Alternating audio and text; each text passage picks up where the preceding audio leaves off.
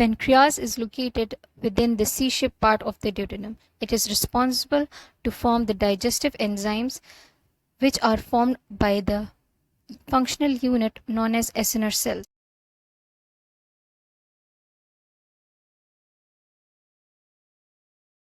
The acinar cells release these pancreatic enzymes into the pancreatic duct, which opens into the lumen of the duodenum. This opening is guarded by a sphincter known as sphincter of Oddi. All these enzymes are released into the duodenum in their inactive form, which means they cannot digest the pancreas itself under normal circumstances. And for them to action and break down food, their activation is necessary.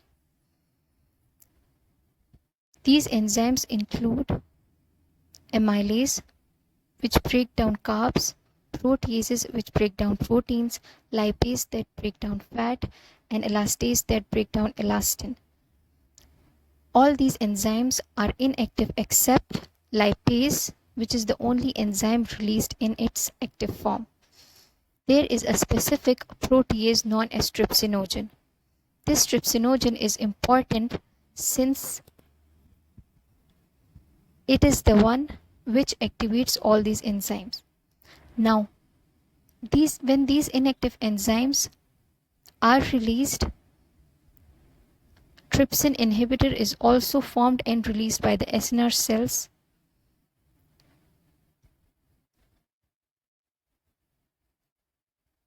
When trypsinogen, along with the remaining amylase, protease, and elastase enzymes, is released into the duodenum, this trypsinogen is converted into its active form trypsin. Now this trypsin within the lumen of the duodenum activates these enzymes, and these enzymes can break down food.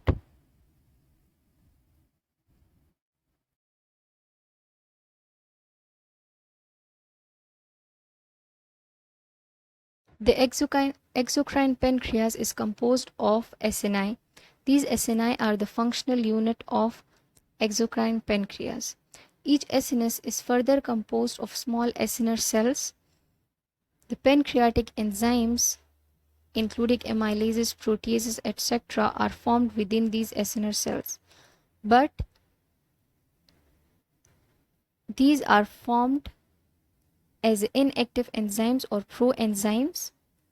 Within the cytoplasm of acinar cells, hydrolases are also present, but these are always packaged separately from the proenzymes.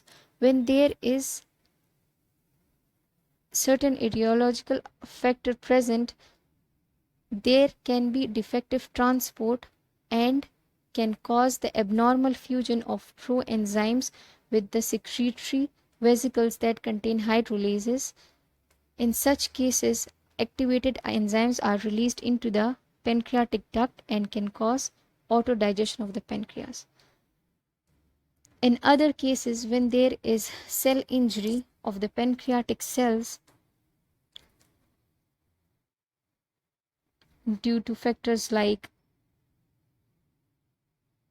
free radicals or other insults to the cells, this can cause the rupture of the cell membrane, and the separate vesicles containing proenzymes and hydrolases are released out of the cell.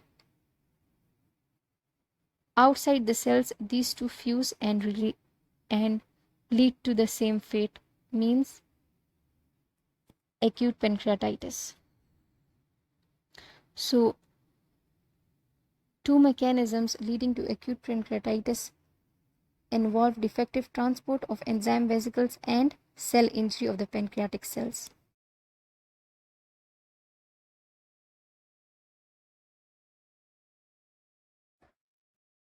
As the bile is secreted along with the pancreatic juices into the duodenum, this happens because the bile duct is connected to the main pancreatic duct.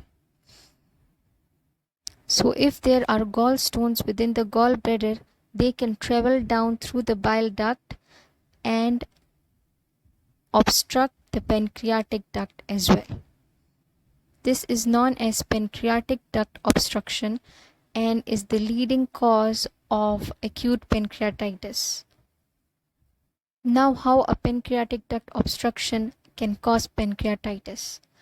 When the pancreatic duct is obstructed, all the pancreatic secretions damp behind and increase the pressure within the pancreatic duct. The pancreatic duct obstruction thus leads to stasis of pancreatic secretions. This stasis of pancreatic secretions leads to accumulation of the enzyme lipase as well, which is active and does not need any activation, unlike the rest of the pancreatic enzymes.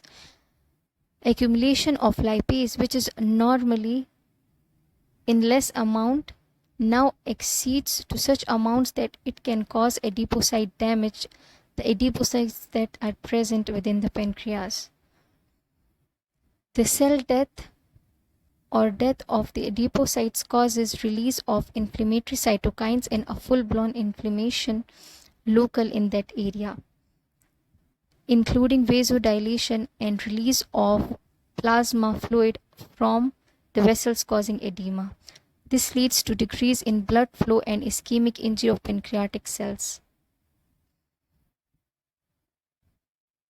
When cell death of pancreatic cells, including acinar cells, occur, there is release of enzymes that are normally stored within the acinar cells.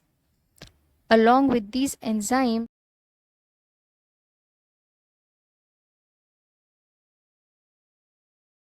hydrolases stored within the acinar cells are also released. Simultaneous release of inactive enzymes and hydrolases cause activation of these enzymes. These activated enzymes can now digest the cells of the pancreas itself and cause acute pancreatitis. This is known as autodigestion.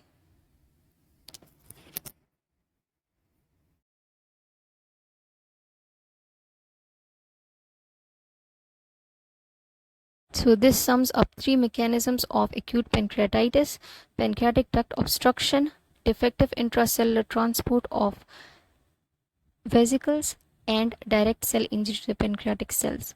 Pancreatic duct obstruction along with gallstone can be caused by pancreatic tumor that presses onto the pancreatic duct and blocks it, pancreatic tavism, which is a congenital abnormality of the pancreas, parasite infestation within the pancreatic duct, and alcohol, which contracts and closes off the sphincter of Oddi.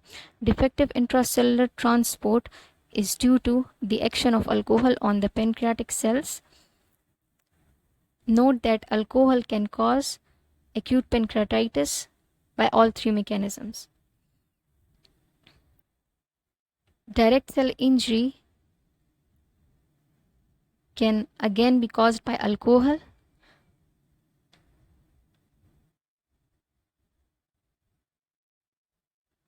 By viruses like mumps virus, by ischemic death of the pancreatic cells, by trauma that can be either in the form of ERCP or direct trauma to the abdomen, and drugs including azathioprine, thiazides, and steroids.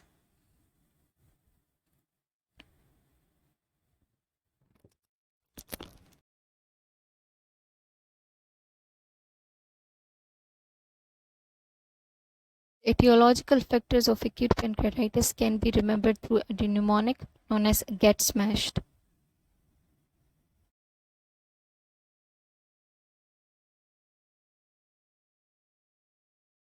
Pancreas undergoes autodigestion in acute pancreatitis.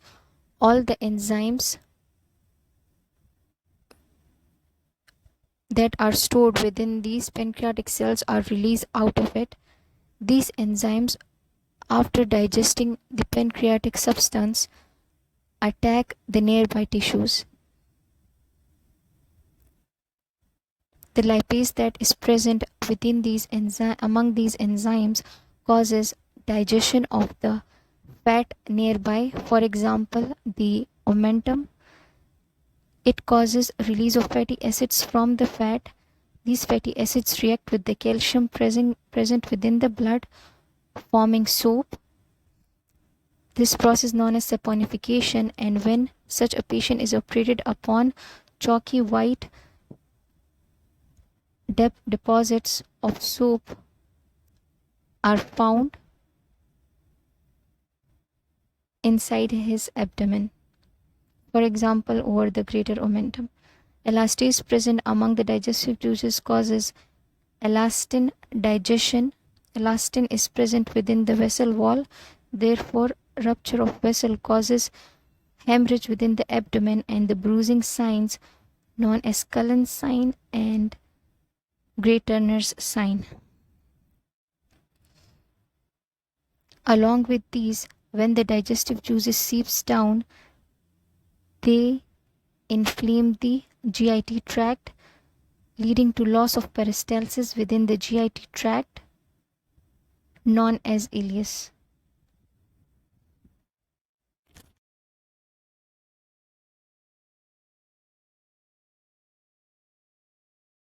The patient of acute pancreatitis presents with epigastric pain, the area where pancreas is located. Since pancreas is a retroperitoneal organ, therefore the pain is radiated to the back. The pain might be relieved on leaning forward or when the patient sits up. He also has a nausea and vomiting. Along with these, tachycardia and low BP due to hypovolemia and edema. Raised respiratory rate and fever might also be present. There is bruising over the periumbilical area known as Cullen's sign and Gray Turner sign when the bruising is along the flank areas. Both these are due to the vascular damage locally within the area by elastin. Picture illustrates Cullen's sign on the left and Gray Turner sign on the right.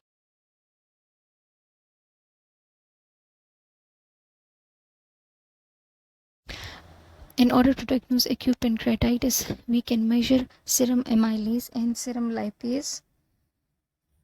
When pancreas undergo autodigestion and releases these enzymes make its way into the blood and so are raised. Serum lipase is more specific. We can also perform plain abdominal X-ray that shows sentinel loop and colon cut-off sign, which are due to ileus. These will be discussed later. CT scan can be performed that shows pancreatic necrosis, and ultrasound of the abdomen can be done if gallstones are the cause.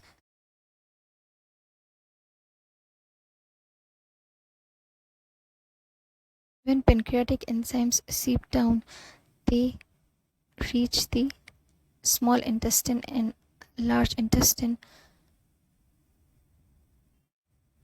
When the loops of small intestines are attacked by pancreatic enzymes, the small intestine undergoes inflammation.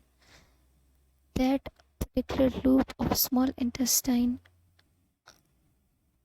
loses its ability to undergo peristalsis, and so there is stasis of all the food that passes through it. When this food stops there and bacteria feed that is present within the GIT lumen feed on this food, causing release of gas, which leads to distension of that particular loop. This appears as a distended gas-filled loop on the X-ray known as sentinel loop.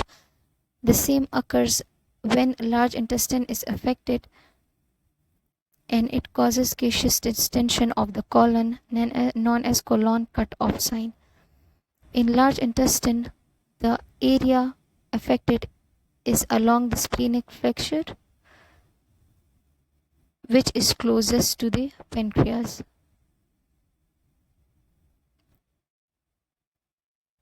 Colon cut off means that all the proximal large intestine is distended with gases, and it cuts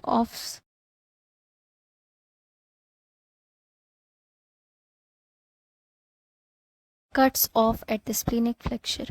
This shows a sentinel loop, an isolated gaseously distended small bowel loop, and this shows the gaseous distension of the large intestine on the right, which cuts off at the splenic flexure, known as colon cut-off sign.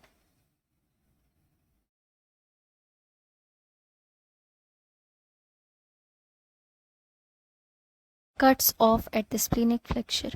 This shows a sentinel loop, an isolated gaseously distended small bowel loop, and this shows the gaseous distension of the large intestine on the right, which cuts off at the splenic flexure, known as colon cut-off sign.